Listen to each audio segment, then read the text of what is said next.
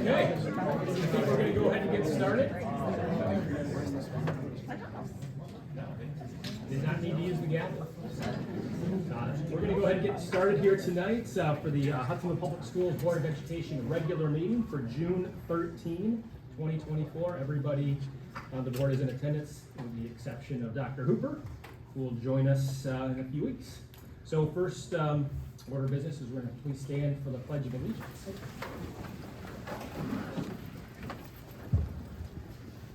Allegiance to the flag of the United States of America and to the republic for which it stands, one nation, under God, indivisible, with liberty and justice for all.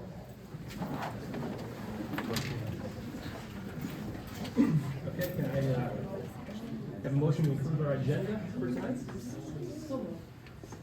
Moved by John, support by Andrew. All those in favor say aye. Aye. All those opposed say nay. Agenda is approved. So first up, board recognition. First up for recognition tonight, we have two exciting opportunities. We have Madeline Murchison, who's here. So I'm going to give you, Madeline was here before talking about a project she was working on for her Gold Award for Girl Scout project. And I'm going to just explain this, a couple things. First of all, the Gold Award is awarded to fewer than 6% of Girl Scouts annually. It is the highest level of achievement for Girl Scout. Each Gold Award, Girl Scout spends 1 to 2 years on a project. Has been striving to earn the Gold Award, many of them since 1916. So congratulations. Her project, do you want me to tell you about it? Or Sure, you tell us about you can. It? All right, so her project, if you remember, almost, not 2 years ago, but pretty close, was here to talk about how to really provide an opportunity for more families and students in our district to really understand some of their choice reading opportunities in the district. So she's been working on that. She's provided, and I would say educated many on different reading opportunities, and maybe you can spend a few words just telling us about the work you did over the past couple years. Yeah, so I made a bunch of different pamphlets and brochures for families in the district so that they could learn more about the choice reading process, because that is a fairly new process to many parents. I just wanted to say thank you. I'm honored to have been able to complete this Gold Award project for the district. I couldn't have done this without my project advisor, Ms. Ball, Mr. Beal, Ms. Taylor, Dr. Vanderjack, and you, the Hudsonville Public School Board of Education. Thank you all for your interest and guidance along the way. I appreciate the opportunity to create a lasting impact here at Hudsonville Public Schools.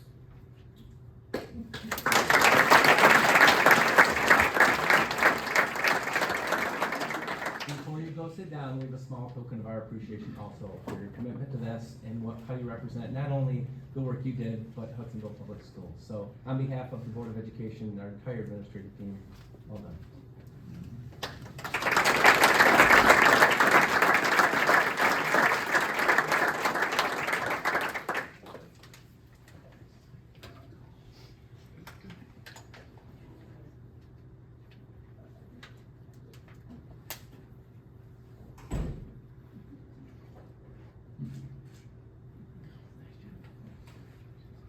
Madeline, will you continue on in scouting in Girl Scouts?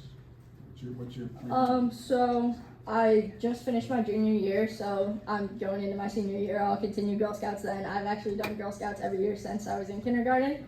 And in the summer, I do a service camp on Mackinac Island where I'm super involved too. Awesome. That's awesome. Thank you. Great job, thank you. Thank you. Our next recognition, and I have to be honest, I've had the privilege of watching our boys volleyball team, and I've never seen them lose. Mainly because I was late for a tournament once, and I understand there might not have been the outcome they wanted early in the season. I didn't mean to bring it up, sorry coach. But I think it really, if you look at boys volleyball in the state of Michigan, it was started as more of a district about 4 years ago, and our boys won the district title. We considered it a state title because it was the only district really in the state. But now there's a true state tournament, and will be recognized as an MHSAA sport the year after next. So it's really come a long ways, and a lot of it is a credit to our coach, Aaron Wedge, who not only works with our team, but really spearheads volleyball across the state to make it grow, and it's appreciated. It's nice to have the people making decisions in your own backyard. So thank you to Coach Wedge for the work that he does. Our boys volleyball team has just been fun to watch, and I will tell you, trying to make plans for 2 weeks ago, it was a Friday night, was the state tournament. Earlier in the day, the girls were playing water polo in Ann Arbor, the boys were playing volleyball at Cornerstone, and soccer was playing at West Ottawa. So I got plenty of miles on my car, but I made it back for volleyball at Cornerstone, which was epic. However, the night before, I did not think I would need to go to Cornerstone, because if you follow volleyball, it's the best of 5, so the first team to win 3 sets. We were playing Saline, and we were down 0-2, so we had lost the first 2 sets. And I've seen our boys play, and I'm not a coach, volleyball coach. I've seen them play better. And then they turned it on.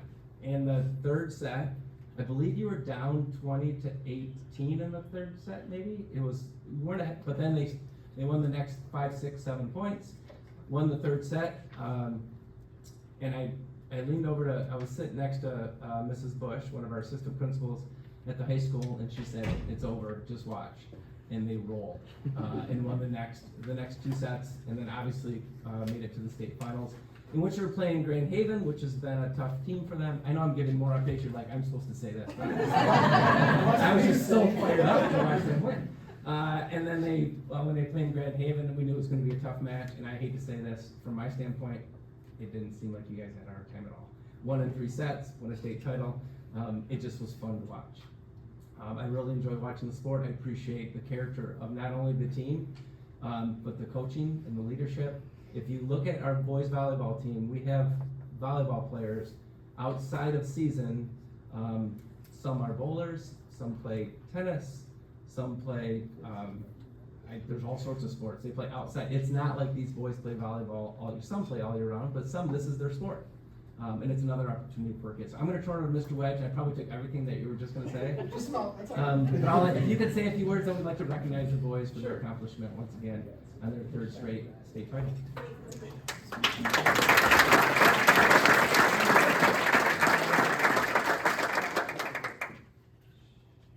So I don't forget, because I will, if I don't write it down. Before I talk about the boys real briefly, I did want to thank the board for having us here tonight.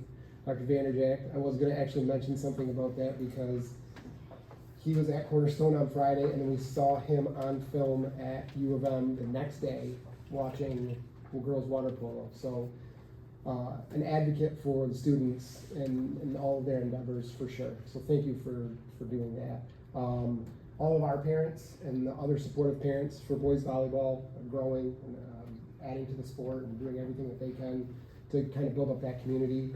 The coaches this year, we had 3 boys teams actually at Hudsonville. That was the first year for that. So we had a JV-A, a JV-B, and a varsity team, which was kind of crazy on our part because it was something that never happened before. It was more opportunities for kids, but then a little bit more stress on the figuring out where everybody's going to play type of thing. So Jarrett Weiler, who's not here, is a graduate of Hudsonville 2 years ago.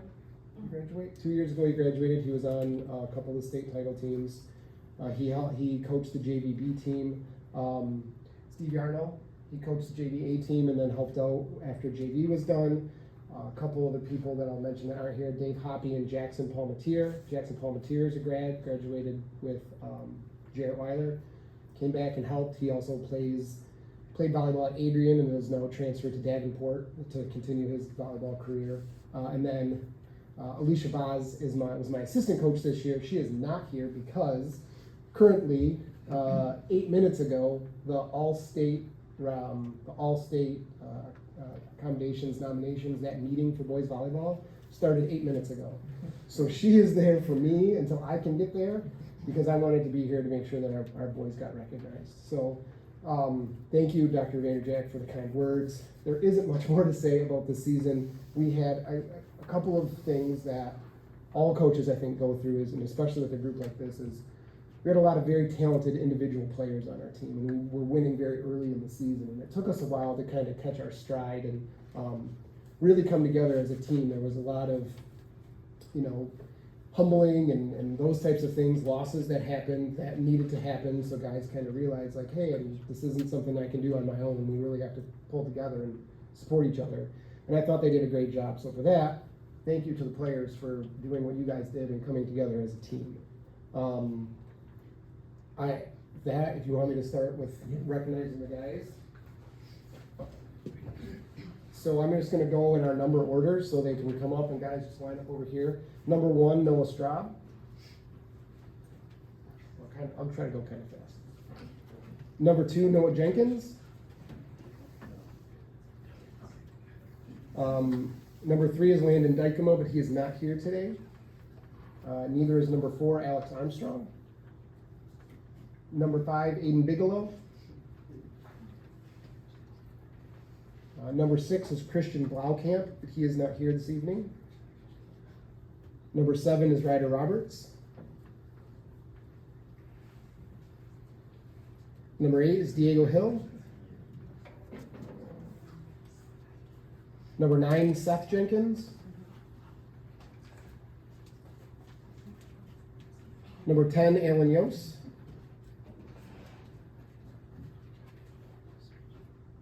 Number 12, Jonas Straub. Number 13, Carter DeYoung. Number 14, Keon Yarnell. Number 15, Cam Rogers. And I do. Oh, I skipped this. Hey, sorry, Logan. Number 11. If I don't mess up one thing every year, it wouldn't be like me. Sorry, guys. A couple other. Shoot, now I lost my train of thought. I was going to say a couple other quick things. I have to keep reminding them and everybody else that comes and watches us that winning a state title is the exception, not the rule, right? Like, this is not a normal thing. We have really good players with really good families who have really good supporting staff at Hudsonville who make the team an easy thing to coach. And so we've had a lot of success because of all of those things. I'm way down on that list of things that are helping this team go. I did want to point out a few individual things. So Logan, if you'll step forward first, just step forward. Logan received all academic, all state honors. So congratulations for that, Logan.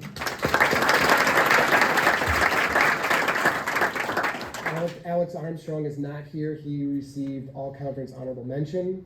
And then Ryder, Diego, Aiden, step forward, Carter, Diego, step forward.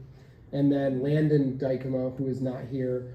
All 5 of them received all conference first team honors. So that was a great job. And something I like to brag about a little bit, even though I try to remain as humble as possible. And I tell them that these all conference honors are not individual awards, as much as they want to think they are. We would not have these honors if it weren't for the team that was around them. Something I do like to brag about, there are only 11 spots for first team all conference, and we had 5 of them just at Hudsonville. So that felt really good. Also, all of the people that were Carter, Diego, Ryder, Aiden, and Landon are all up for all state honors, and that's going on right now. So when that meeting's over, I'll let them know who received what. It's still possible that they don't receive anything, but all 5 of them are up for something. So congratulations, guys. Thank you, board. Thank you, everybody. Thank you so much.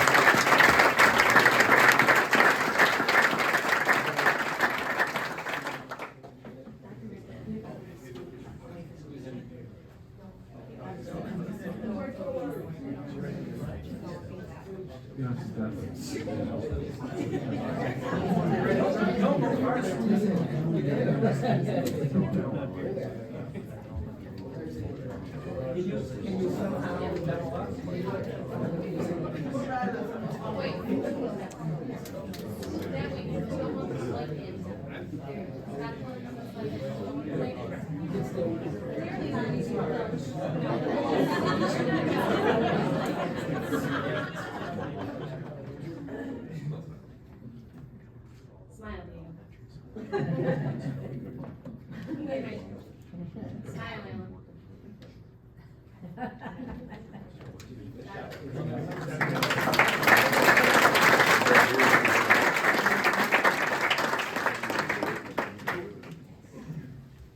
was the most interesting experience at Cornerstone. Mr. Beal was on his phone watching soccer that Mr. Szymanski was streaming, and I had the water polo on my phone. We're watching soccer, so we were multitasking. Definitely. Congratulations, Jim. What were you doing in your car? It's in between all these things. We were just Texting to drive. talking about academics.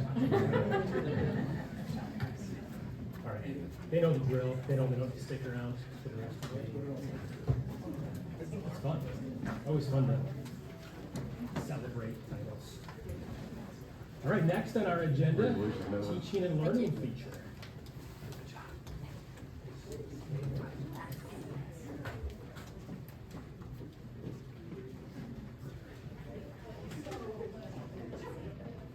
All right, so this evening, Kathy Lewandowski and I are going to kind of just give an update on our multi-tiered systems of support, ending with some very exciting data that we'd like to share.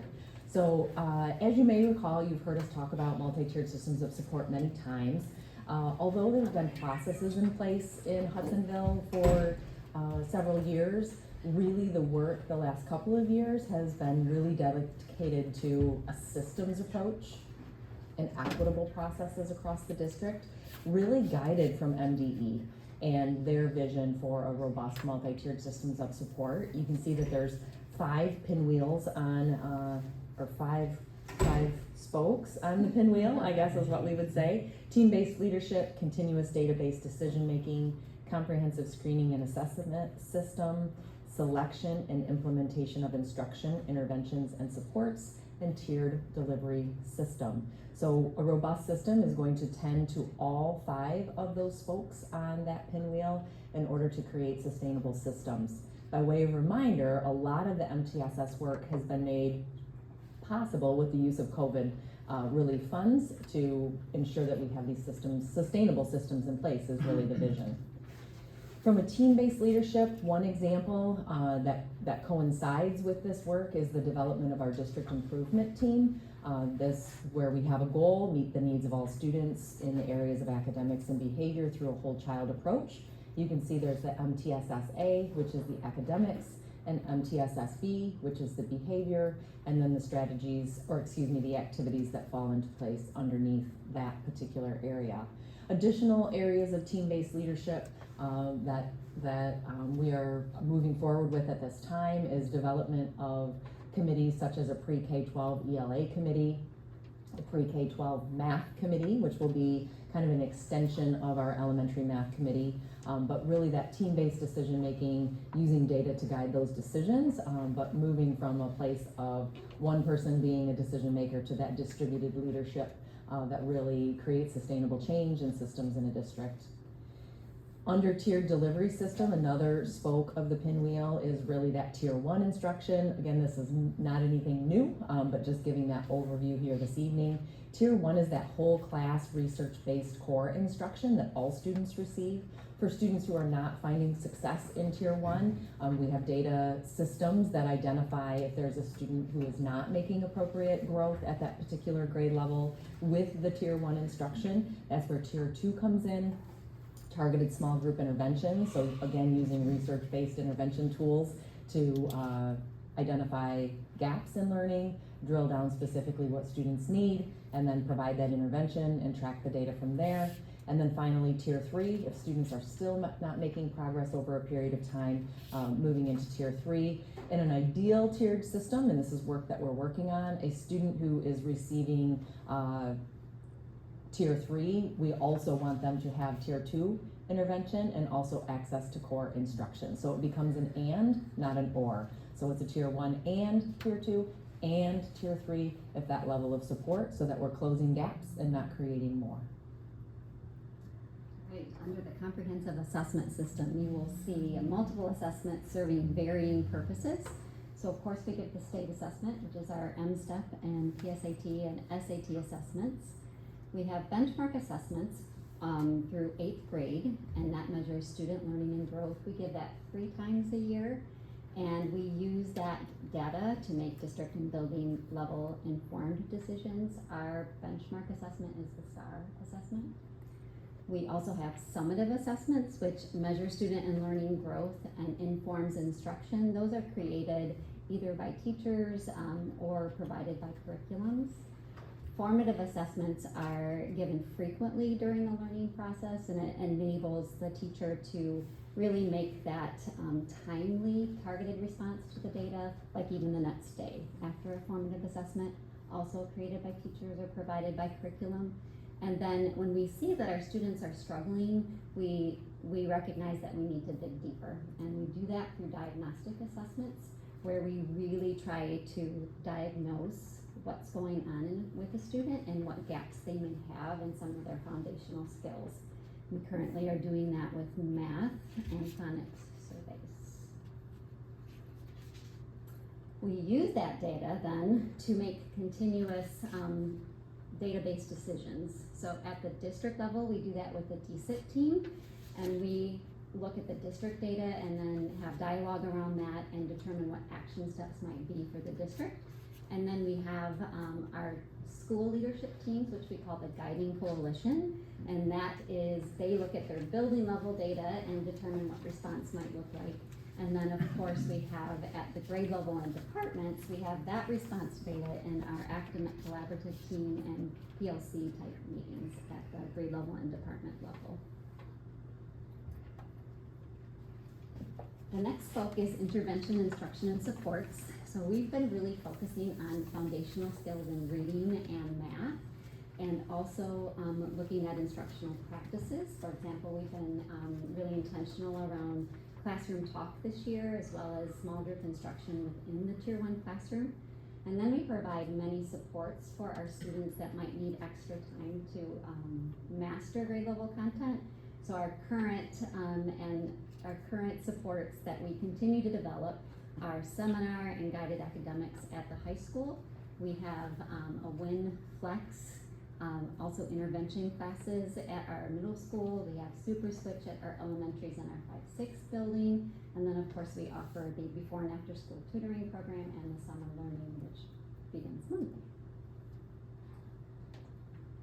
So to measure the success of a system, of course we look to our data. So we're gonna look at some benchmark data today. So this is a reminder, our STAR assessment data, it measures grade level standards, and it's a really strong predictor of proficiency on the end step as well.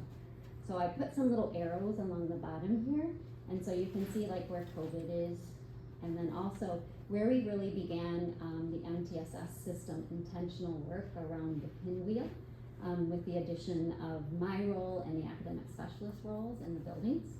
And so this graph, this trend graph, shows the percent of students, this is math, estimated to score at or above the state benchmark on STAR math.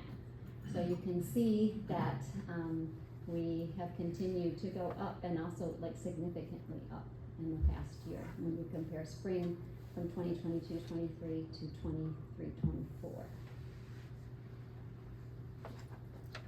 This next graph is actually a student growth percentile trend data graph.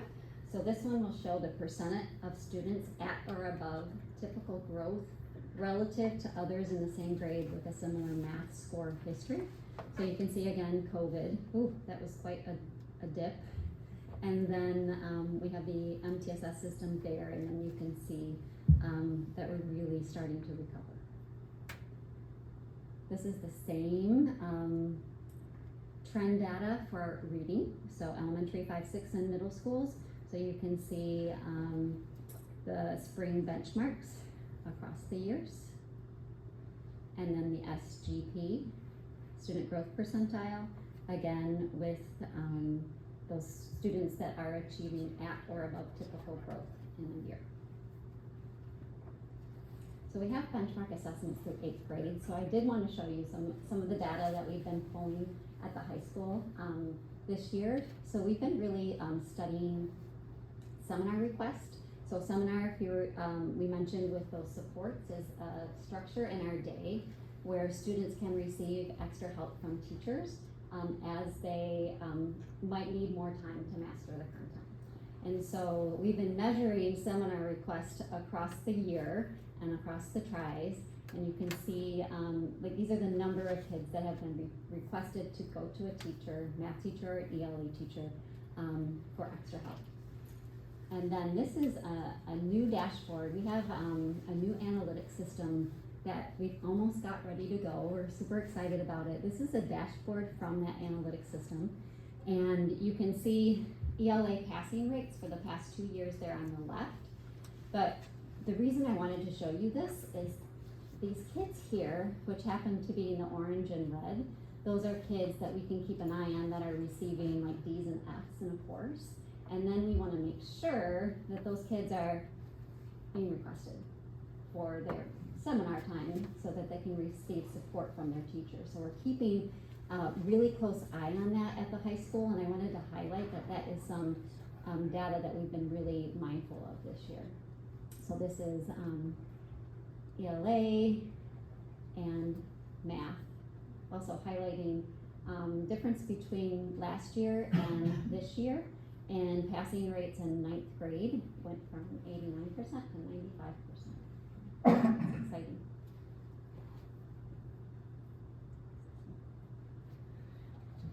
So living into continuous improvement, which is a space that we live in a lot, we're looking at growing forward and what some of our next steps are within the system. Certainly a key piece of that is what you heard at our last work session around our professional learning communities work, additional time to do this intentional work at deeper levels to support all learners is that next step with some Wednesday time for staff to dive in to formative assessments and responding in timely manner, etc. The analytics, which Kathy just spoke of, that unified insights, that's a key component for some of the sustainable data systems so that we can respond quickly instead of the time that it takes and even the man-woman power to compile all the data and then respond. So that analytics dashboard will help us tremendously. And then continuing to increase those team-based decision-making opportunities, one of them being at the middle school, creating consistent systems between Baldwin Street and Riley Street. We pulled together a team this year to do some problem solving around that and feeling good about that work, but want to continue to improve those systems as well.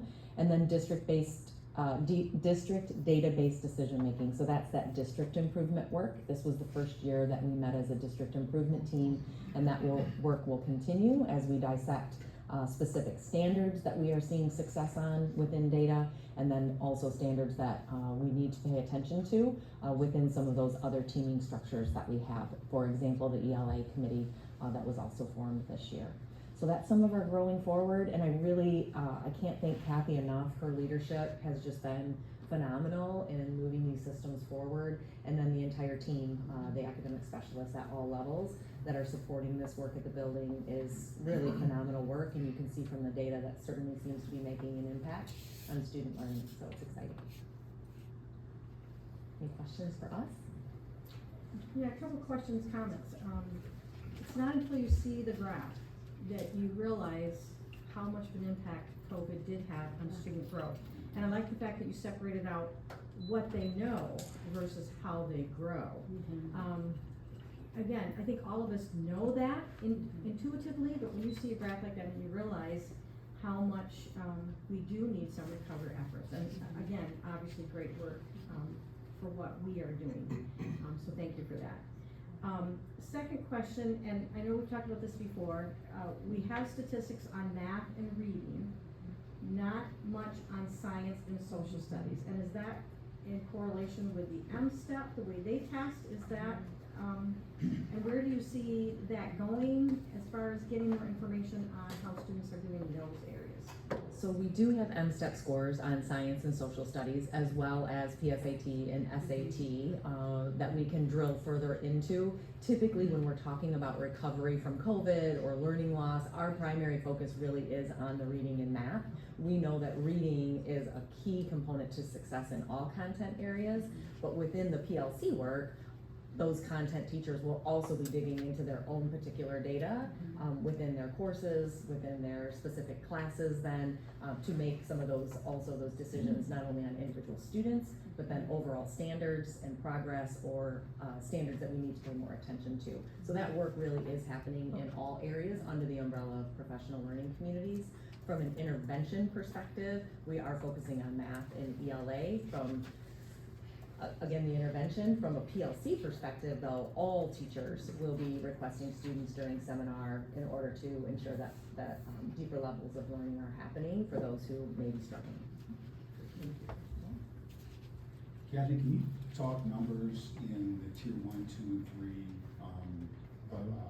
number of students involved? Yes. Give them an idea of that. So that's really tricky right now, Sure. but the Unified Insights Analytics System is going to make that like that. So we'll be able to track our interventions in a much more seamless and intentional way, and we'll be able to like look and see how many kids are being served in intervention across the district, really at the drop of a hat. So we're excited about that. It's tricky to gather that information. We can, but I don't have it ready for you today. Yeah. If you think about a pyramid, it's pretty close to what those percents would be. Tier 2 and I think if we had some numbers before, we presented before, some rough Those are percentages. theoretical numbers that the model Oh, would okay. Yes. suggest, like 85% of our Yes. students should be finding success within tier 1.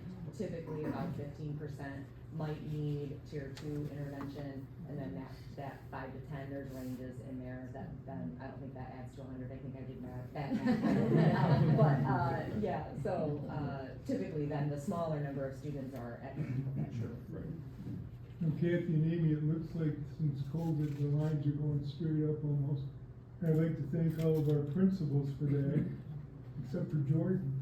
It looks like, Jordan, they're giving you a group of high-performing people coming up, so. And we thank them for it, so I'll thank them on behalf of the high school. You just have to take it home, right? I would also comment that getting from good to doing better is a lot of work. Getting from good to great is heavy. And that's really what the work that Amy, you're leading, and Kathy, you're rolling up your sleeve. You guys make a great team. This is amazing work. Well done. Yeah, this is really good work. I mean, at the end of the day, at the beginning of the day, these are students, and the interaction between the student and the teacher and the staff, that's what really counts. But the structure that's around this, that it, the incomes, the inputs, and what happens in the box, and then the outputs, the structure around this and the thinking behind this is really good work. And it really supports, our goal of all students succeeding. So just really impressive. Thank you. Thank you. It is very exciting, and our staff, our teachers, and to your point, our administrators, this work aligns to our values and beliefs here at Hudsonville Public Schools about all kids. Today we had almost 70 teachers and administrators attend a PLC learning opportunity that we co-hosted with Jenison Public Schools. And it's summertime, and we still had over 70 administrators and almost 70 administrators and teachers attending for learning that is all around this work. And the component of the PLC is what do we do for the students who also have achieved, right? Who get it, what do we do for them as well? And that is a key piece of professional learning communities work that we are tending to as well. Thank you. Thank you. Yeah, thanks, great job, appreciate it. Okay, do we have recognition of visitors and hearing of people present? Just one tonight, Okay. Jennifer Johnson.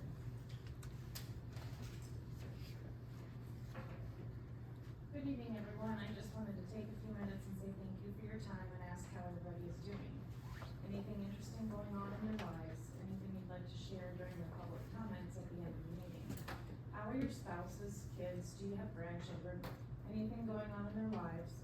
I'm sure everyone here would love to learn more about your personal lives. I'm really interested in hearing more about yours, Mark. Anything important in your family you'd like to share with us at a public meeting where the video will be posted to the district website for anyone and everyone to see? Anything incredibly personal you want to share with the general public? Personal information to people neither you nor your family knows? I mean, that's only fair, right? It's what you forced a school employee to do at the last meeting. Someone who's not on the board, who didn't run for public office, and was here trying to do their job.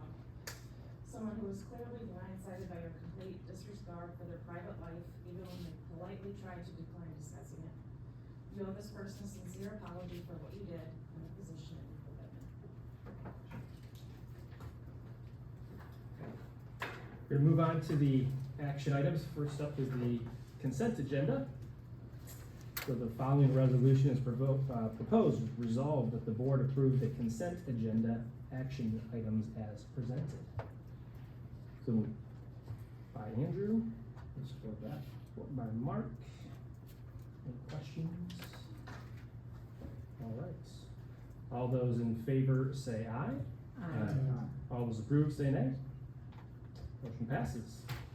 We move on now to the regular action agenda items. First up is the high school CAD lab PC and monitor purchase recommendations. Mr. Briggs. Thank you.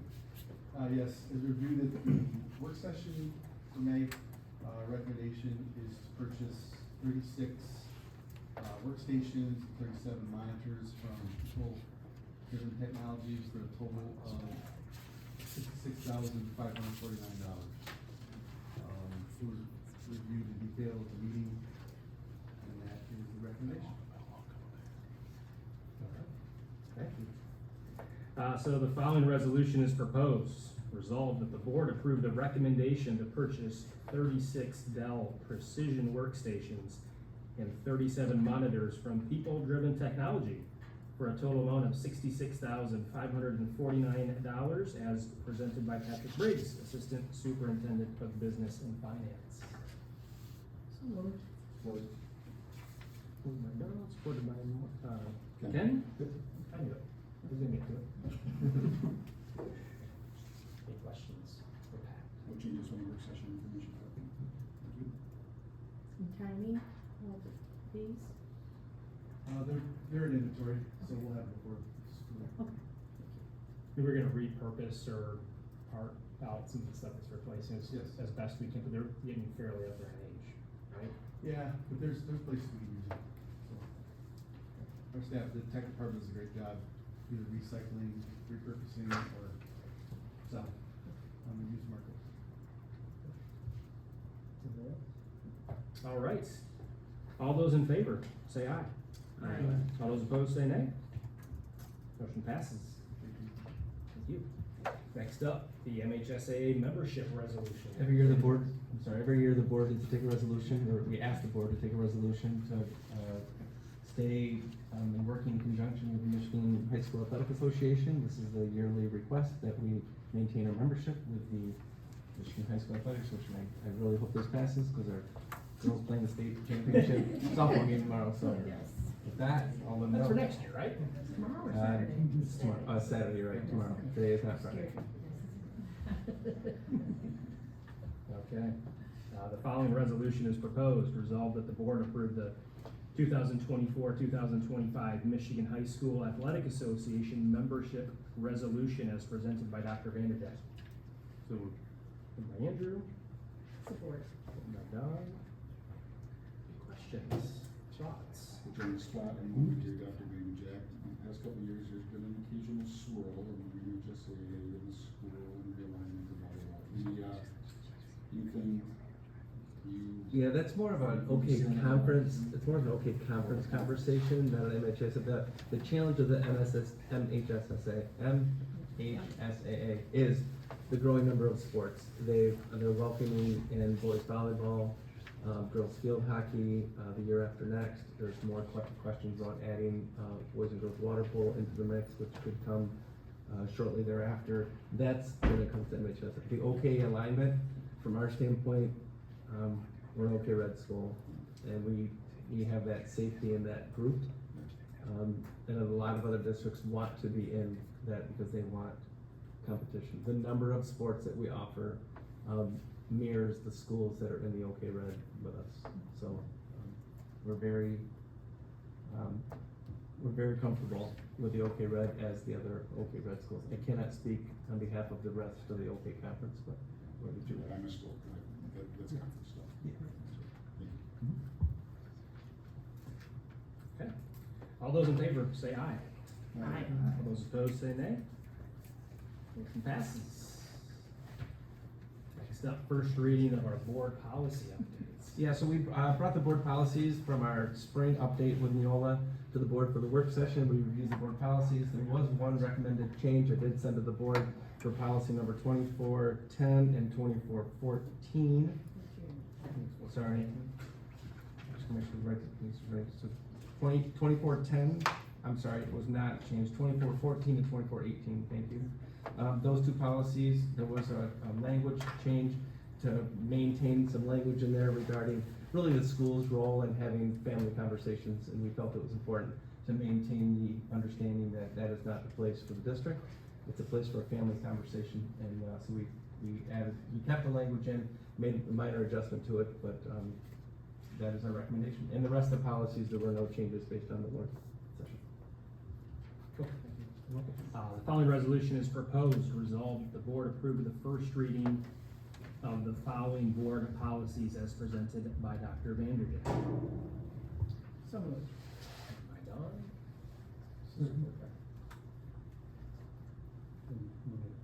I think I was a little bit. I know, yeah, you're closer to me, so. All right, any questions or thoughts on these? Mr. Chansky was the second? Yes. Okay, thanks.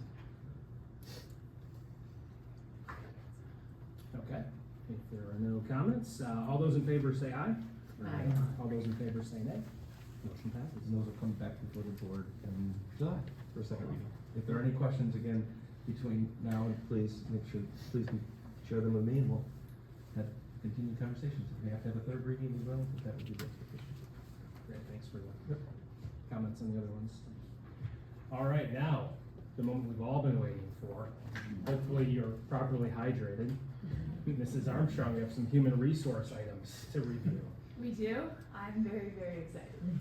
So May 9th was our last board meeting, and so between May 10 and today, we have been interviewing like crazy. So I wanted to say thank you so much to the principals, to the teachers, to the directors, to the coordinators, to my fellow assistant superintendent, for really participating very strongly in the hiring practices and interviewing, and it's just always such a thrill to meet amazing people. It's so fun. So I have a couple of themes for you with this hiring group. One, we have a variety of paths to becoming a teacher within this group. We have very relationship and student-centered hires. That's different than normal. And then all of them are just like colleagues that I can't wait to get to know more. Just a really, really interesting group of people. And so I have 23 certified staff to bring you tonight. This doesn't even include all the other interviews and staff that we have also been hiring as well. So I will start. A lot of them are here, which is really exciting. So if I say your name, please stand. Okay, and then after I'm done, you can sit. Okay, great.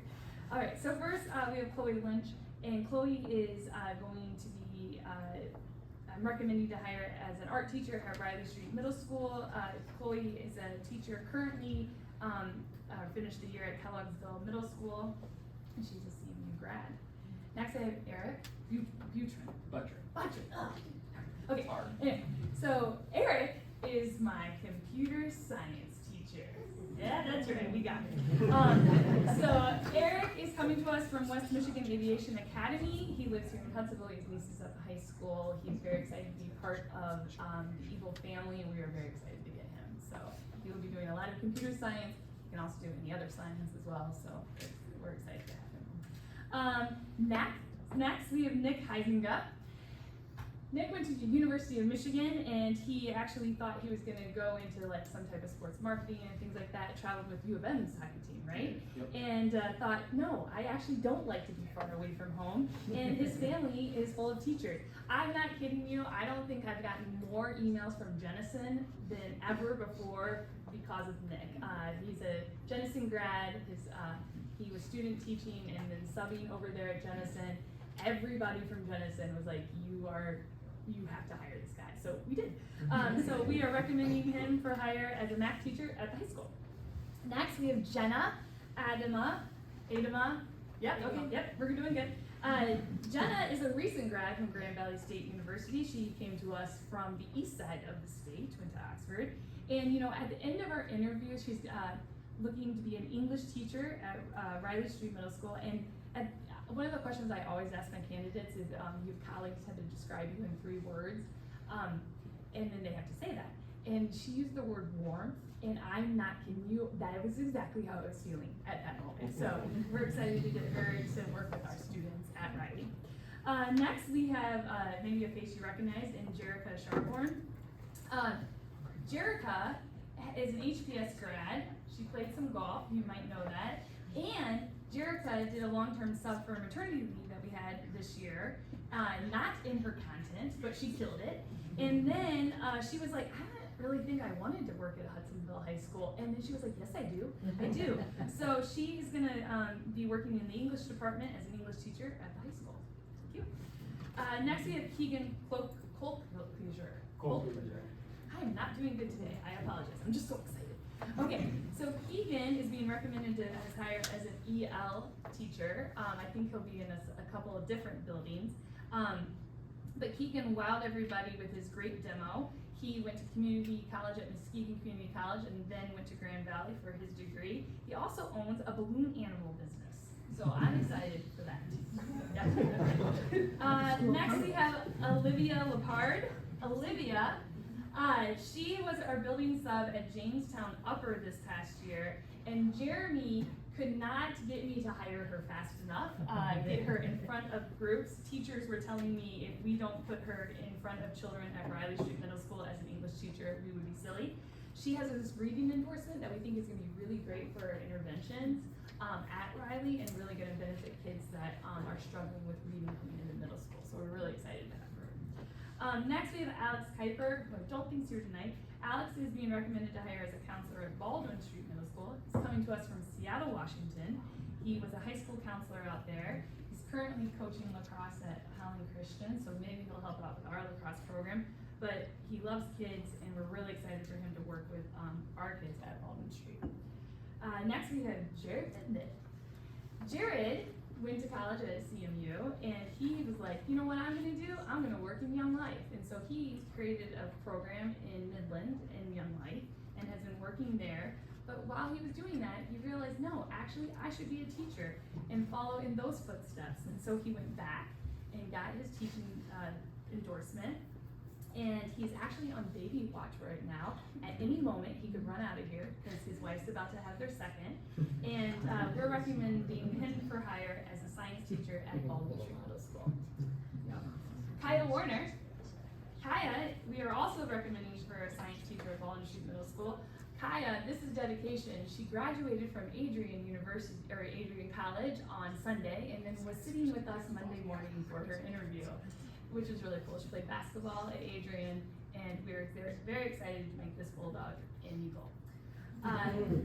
Yeah, I know it's good. Okay, Jack Pucci, come on, man, we're stand okay. I am so excited about this because I don't know if you know Jack, but Jack has been in our district for a very long time. He has worked as an ECC para, he has worked as an Eagles Nest supervisor, and while he was working for us in all these different para roles, he also was putting himself back through school to get his teaching endorsement. And he currently, this past year, is a student taught over at Jamestown Lower in kindergarten, and then was in Jamestown Lower para, and now he's going to be in kindergarten at Allward. So we're really excited to get him in that spot. Allie Brady, I don't think I see, but she is coming to us as a science teacher at the high school. She taught in Ohio, has taught in a charter school on the east side of the state. You might recognize her last name because she's also, I think, a grad. Then we have Abigail Morris. There she is. And Abigail is going to do pre-K at Bauer Elementary. She also has a Jenison connection. Had a lot of people calling me saying, you gotta hire this one. Josh and I both gave each other her name in the same day, but she's student taught over in Jenison, and we're really excited to get her here as an Eagle. We don't like to be a Wildcat anymore. Tatum Hamady, I'm recommending for hire as a counselor at Riley Street Middle School. She went to Hope College and then went on to Marquette University in Wisconsin to get her grad degree in counseling. She is currently in Ireland. doing a little trip before the real world hits her. Those were her words, not mine. All right, you might recognize this person, Delaney Brander. Delaney used to sit right there many, many moons ago. She went to school in Ohio. I'm not going to say where. Ohio State. Oh, I shouldn't say that, but still, you were You're right. Sorry about that. But I love how you quickly said no. I know better. Good. But Delaney comes to us with a lot of experience studying history and social studies in that university in Ohio. And she also just blew us all away in her demo lesson and her interviews. And we're really excited to get her back in the halls of Hudsonville High School in social studies. Next we have Kylie Sneller. Kylie is a Hope grad. We met back in the fall, and she came right up to me and like, oh, it was a connection. I knew she had good things in her. But she student taught over at Creekside, and when we called to do a reference check, the teacher was like, you absolutely have to hire her. And those are always like the reference checks that you love to have, and they're not like telling you things without telling you things. So that was a good one. We're very excited to have her work at the 5-6 building doing some geography for 6th graders. Next we have Alexa Alcoroy. Did I say that right? Corey. Oh, sorry. Okay, so when Alexa came in, I wanted to sing a hello song to her because during her demo lesson, she did this hello song to, I think it was like 2nd graders or something like that at Georgetown, and they were woo, and she just calmed them right down. It was so awesome. But same thing when Jeremy called over to do a reference check. Same thing. They were just like, you absolutely have to hire her. I think she has 3 offers already. Because why wouldn't she? But she's a GVSU grad, and we're really excited to have her here as an Eagle. Next we have Nathan Schmuckel. Nathan is a GVSU grad. Jordan and I were at the Grand Valley State University job fair, and he came up to us, and we both wrote his name down on our little list, and we knew that he was one that we wanted to get in front of an interview committee for English at Baldwin Street Middle School. And he's hoping to coach. He really wanted to be an Eagle, and we're really excited to have him here. Next is Ryland Dykema. Ryland, student taught here in our district throughout the year, and then and she graduated from Central Michigan University. And during the interview for 2nd grade at Allward, the team there, Heidi said that her demo just blew everybody away, and they were so excited to get somebody that has spent so much time already in the district in building. So we're really excited to have her at Allward in 2nd grade. Then we have Claire Nixon. Claire was a long-term sub at the 5-6 building for ELA.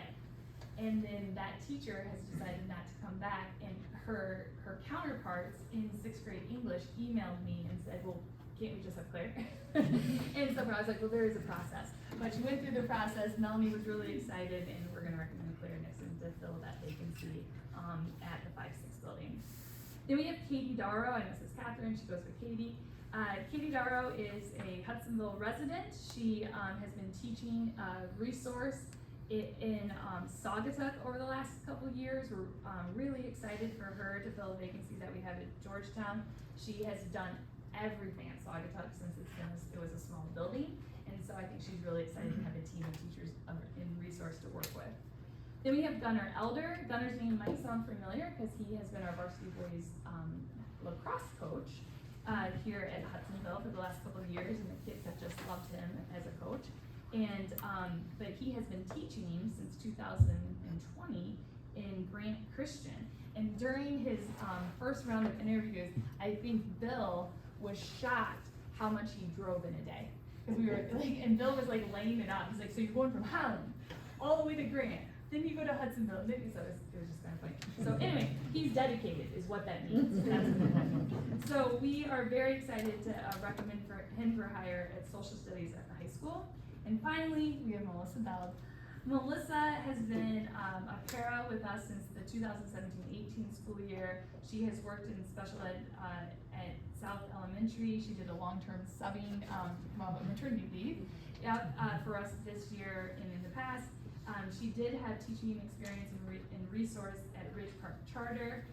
She does some summer stuff at the ECC. And again, we just love having people that know our kids get into positions here. So those are 23 amazing people that I'm recommending to you, the board. There you go. Thank you. Yeah. Always a fun time to hear you throw those. Good. I know you love it when I talk.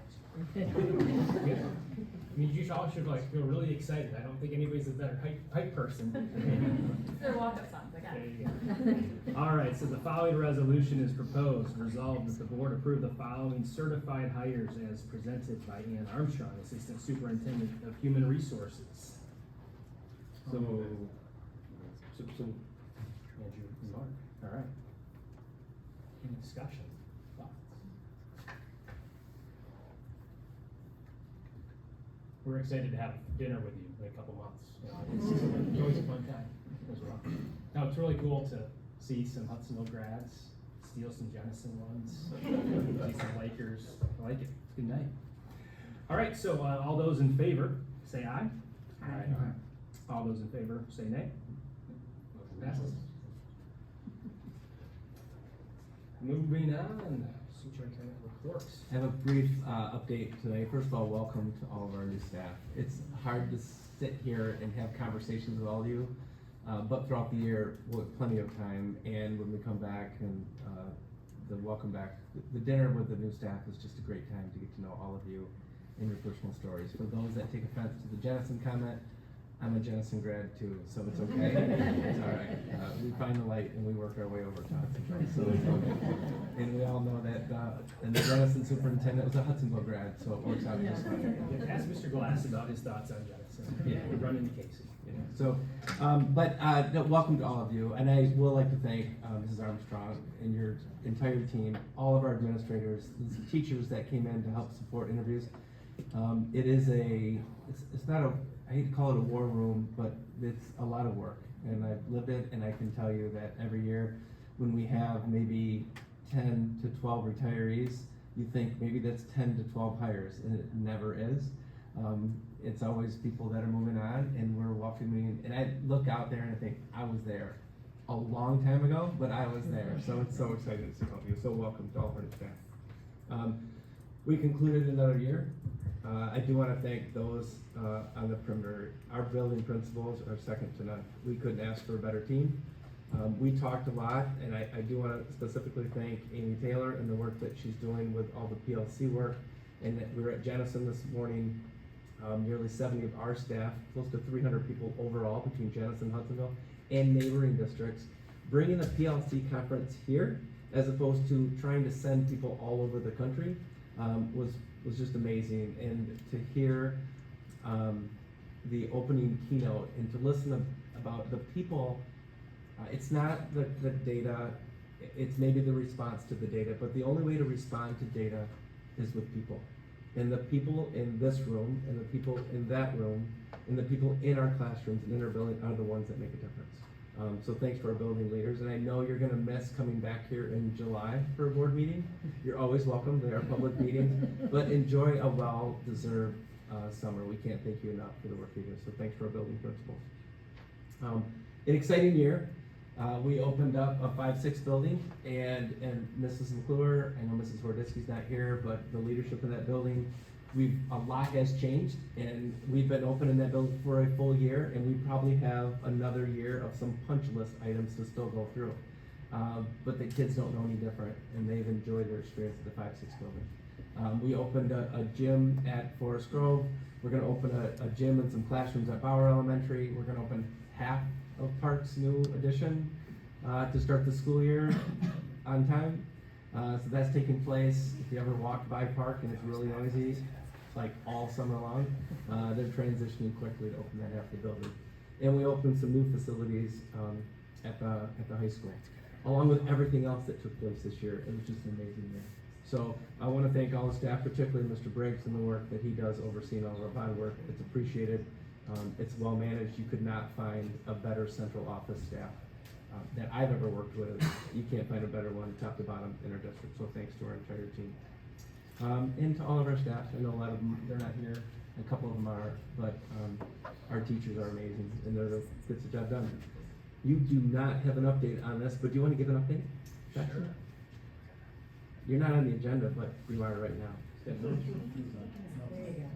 wasn't where I was making a surprise visit, but here I am. So, I'll make it quick since you weren't expecting this.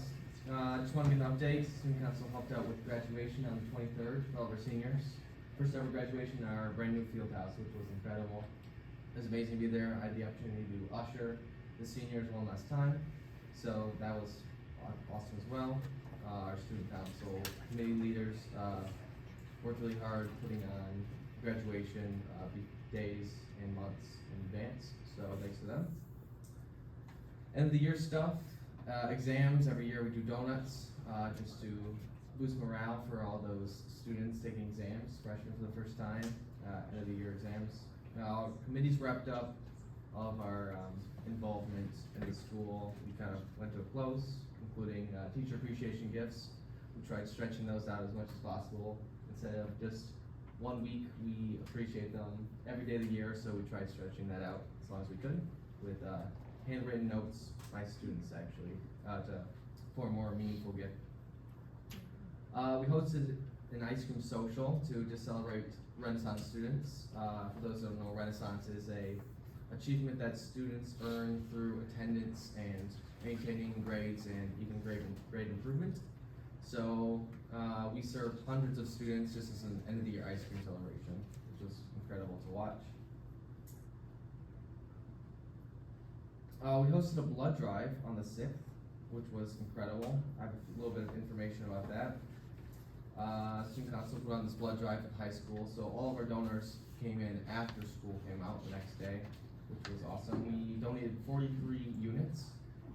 We had 6 first-time donors. And actually, so all the blood that we donate and give goes to local areas. So we actually get a report on how many lives were saved with our blood, and we reached 101 lives saved in our community, which is really awesome. And finally, last month, on the 11th, 2 days after our last meeting, we hosted a aid station at the Riverbank Run at the 10-mile mark. So all those there, I think we reached 20-some students at this aid station, handing out waters and being an encouragement station as well. For anyone who's run, 10 miles is a lot, so at that mark, everyone was tired, but just like to see the students cheering them on and having support for them was incredible. So we had a lot of students participate there, and they spent hours there and woke up early in the morning just to be there. So, and they still had another 5.5 miles to go after that to get back. That's all I have for today. You do get the month of July off, just so you know. I appreciate you being here. Thanks, Bryce, and welcome. Welcome to the board. It's great to have you. That's my update for me. Great, thank you. So the last item we have is a closed session. So I'm gonna take a motion to go into closed session. So moved. Okay, support. Get on. All right. Yes. Yes. Yes. Yes. Yes. So just for clarification, the board is going to closed session to discuss negotiations. When they come out, they will take a vote on the discussion that they have in closed session. That will be in open session. You are all welcome to stay. You are all also welcome to leave. That is the only action item that they'll take when they come back. And they'll probably be in closed session for about 11 minutes. Is that fair? Everybody introduce yourself to at least 3 people that you don't know. Formally met Eric.